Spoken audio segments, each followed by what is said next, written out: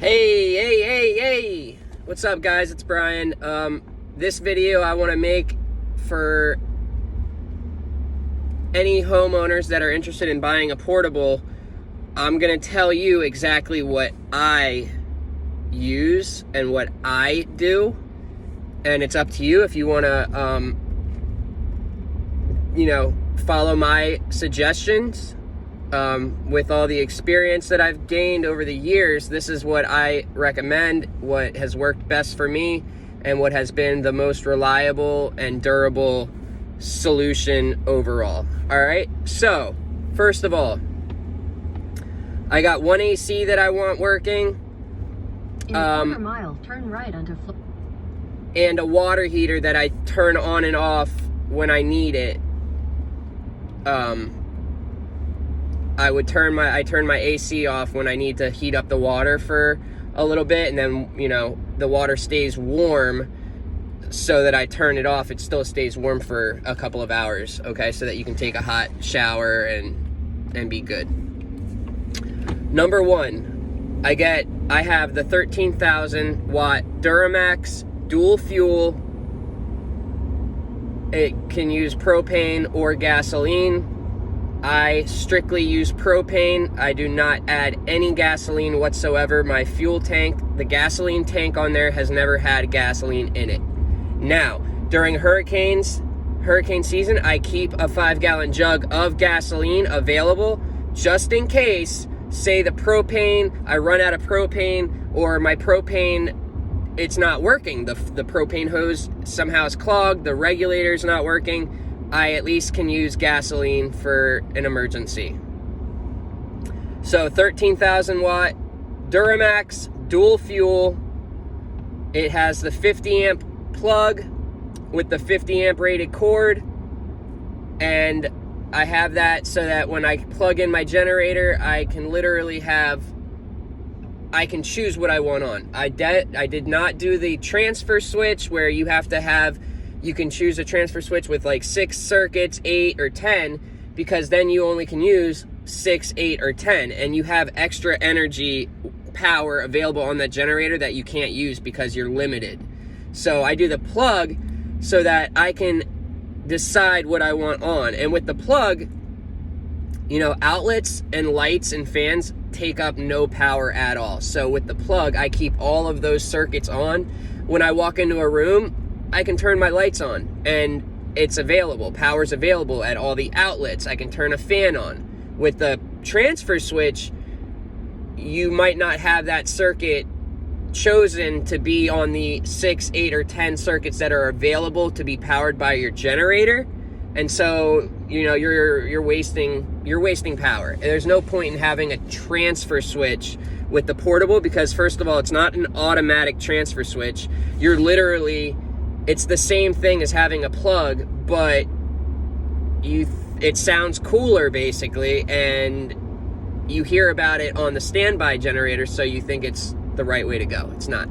It's more expensive, and you're limited with what you can put on the generator. So I have a 250-gallon propane tank on the side that is filled, and that will give me many, many days of runtime. See, if you're going gasoline, you're gonna have if you were to have 250 gallons of gasoline, think about it, that's a lot. And the issue is that gasoline goes bad after 7 months, 6 months, or you put stabilizer in there, it lasts you a year. But okay, what are you going to do with all that gas? A lot of people don't and can't and won't put it in their cars, and so it is wasteful. And then they don't know how to get rid of it. With propane, it lasts literally for 20 plus years. It lasts forever. It's actually safer than gasoline, and it's way easier to store. You got one big 250-gallon tank. It's on the side of your house. Say you're using it and you need to get it refilled. You don't got to bring it to the store. You call a propane company and they come out and fill it for you. It's so simple. It doesn't clog your generator like gasoline does. Gasoline will clog your generator. Over time, it won't work, and you're going to have the carburetor cleaned out and all of this stuff. Propane, you don't have that issue.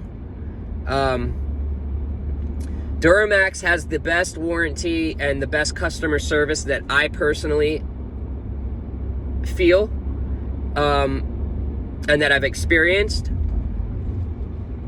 So keep that in mind. I do have a carbon monoxide alarm that is in my room, closest to where the generator is situated when powering my house. You gotta do safety, okay? Even if it's out in the open, you'd be surprised. A generator out in the open, thinking that it's gonna dissipate, sometimes the wind brings it right into the house, into the soffits, which enter the house. And so you wanna be safe. Always get a carbon monoxide alarm. I carry 2 extra quarts of 10W30. I personally like the Amazon full synthetic 10W30. Testing shows that it is equivalent to the top brand generators, or top brand oil, sorry. And so I keep that on the side, because when you're running your generator for, many hours at a time, it's gonna burn oil. Some not as much as others. Newer, maybe less than the older type generators. But the last thing you want is for you to burn oil on your generator and then it doesn't start, because there's a low oil protection, a low oil sensor, where if you get too low on oil, the generator won't allow it to run unless you add oil. So keep that in mind. You want to have extra oil. You want to be checking your oil level every so often. So what I do is, if my generator's running for up to 12 hours straight, we have an outage that's, days and days. Every 12 hours, I shut my generator down, let it cool down. I check the oil level. I look it over, and after 15-20 minutes of cooling down and I've added oil if I need to, I start it back up and I'm good to go. So keep that in mind. You want to be checking. You don't want to run this generator 24 hours straight. You don't. Let it cool down, check everything over, add oil as needed. I'll make a list of everything that I use and what I recommend, and if you want to, use it, cool. If not, cool. Have a good day, guys.